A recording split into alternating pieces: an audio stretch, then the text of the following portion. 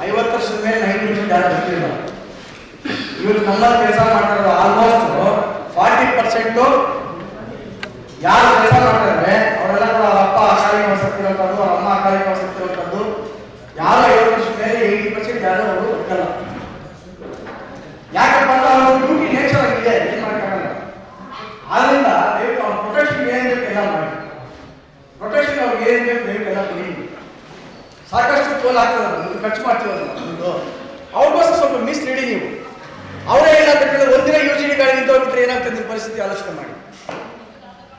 ಒಂದಿನ 2 ದಿನ ಬೇಡ, ಒಂದಿನ UGD ಗಾಡಿ ನೀವು ಕೈ ಕೊಟ್ಟರೆ ನಿಮ್ಗೆ ಎಷ್ಟು ಪ್ರೆಷರ್ ಬಿಲ್ಡಪ್ ಆಗುತ್ತೆ ಅನ್ನೋದು ನೀವು ಆಲೋಚನೆ ಮಾಡಿ. ಸೊ ಅವ್ರ ಸೇಫ್ಟಿ ಕೂಡ ನಿಮ್ಗೆ ನೀವು ಗಮನ ಹರಿಸ್ಬೇಕಾದ್ರೆ ನಿಮ್ಮ ಕರ್ತವ್ಯ. ಒಂದು ಎರಡನೇ ಅಧ್ಯಕ್ಷರೇ, ನಿಮ್ಮ ಅಪ್ಪನೇ ಮೇಲೆ ಒಂದು ವಿಷಯ ನಾನು ಚರ್ಚೆ ಮಾಡ್ತೀನಿ. ಹೋದ ಸಜ್ಜೆ ನಮ್ಗೆ ಕೊಟ್ಟಿದ್ದೀನಿ ನಾನು, ಅವ್ರಿಗೆ ಮಿಡ್ ಡೇ ಮೀಲ್ಸನ್ನು ಮಾಡಬೇಕು ಅಂತ ಹೇಳಿ.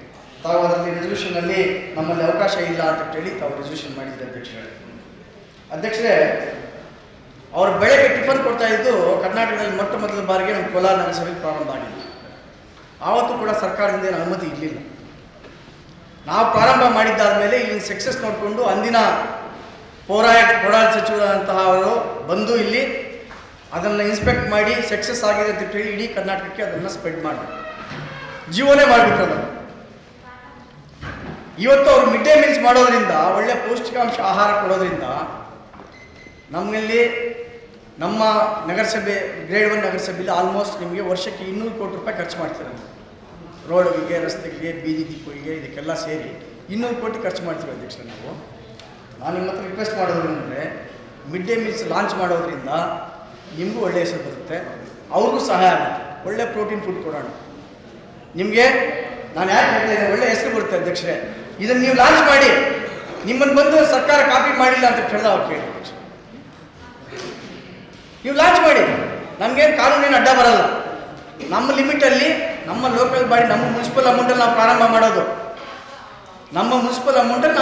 ಮಾಡೋದು, ಅದು ಅಧ್ಯಕ್ಷರಿಗೆ ಪವರ್ ಬಿಟ್ಟಿದ್ದದು. ಸರ್ಕಾರ ಕೂಡ ನಿಮ್ಗೆ ಅಡ್ಡ ಹಾಕೋಕ್ಕಾಗಲ್ಲ. ಅದನ್ನು ನಿಮ್ಮ ಪವರ್ ಅದು. ನೀವೇನು ಡಿಸಿಷನ್ ತೊಗೊಂಡ್ರು ಕೂಡ ಅದು ನಿಮ್ಮ ವ್ಯಾಪ್ತಿಯಲ್ಲಿ ನೀವು ತಗೊಳ್ಳೋಕೆ ರೈಟ್ ಇರ್ತದೆ. ತಿಂಗಳಿಗೆ ನಿಮ್ಗೆ ಒಂದು 2 ಲಕ್ಷ ರೂಪಾಯಿ ಖರ್ಚು ಬರ್ಬೋದು ಅಧ್ಯಕ್ಷರೇ. 200 ಕೋಟಿ ರೂಪಾಯಿ ನಾವು ತಿಂಗಳಿಗೆ 2 ಲಕ್ಷ ಅಂತ ಕೇಳಿದ್ರು ಕೂಡ 2 ಲಕ್ಷನೂ ಬರಲ್ಲ. ಆಲ್ಮೋಸ್ಟ್ ಬಂದರೆ 1 ಲಕ್ಷ ರೂಪಾಯಿವರೆಗೂ ಬರ್ಬೋದು. ತಿಂಗಳಿಗೆ 1 ಲಕ್ಷ ಆದರೂ ಕೂಡ ವರ್ಷಕ್ಕೆ ನಿಮ್ಗೆ 12 ಲಕ್ಷನೇ ಖರ್ಚಾಗೋದು ಅಧ್ಯಕ್ಷರೇ. ದಯಮಾಡಿ ಇದನ್ನು ತಾವು ಪರ್ಸ್ಯೂ ಮಾಡಬೇಕು ಅಂತ ನಿಮ್ಮ ಹತ್ರ ನಾವು ರಿಕ್ವೆಸ್ಟ್ ಮಾಡ್ತೇನೆ.